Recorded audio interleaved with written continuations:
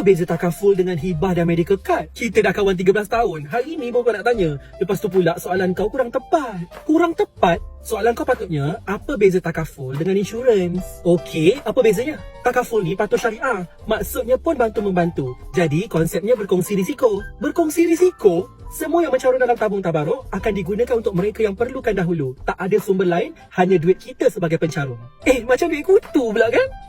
Fahaman mudah dalam satu sisi, macam itulah. Giliran siapa tiba, dia dapat dulu kan? Betul-betul. Takaful ni, siapa sakit ke, meninggal ke, dia akan dapat manfaat tu dulu. Cumanya duit kutu ni bukanlah takaful. Lain tu, lain. Okey, faham. Insurans? Insurans ni konvensional. Muslim tak boleh ambil. Kalau dah ambil, wajib tukar ke takaful. Sebab konsepnya pindahkan risiko. Ada unsur maisir, garar dan riba. Apa benda tu? Nantilah aku cerita. Tapi yang pasti, insurans bukan patuh syariah. Sekarang aku dah faham.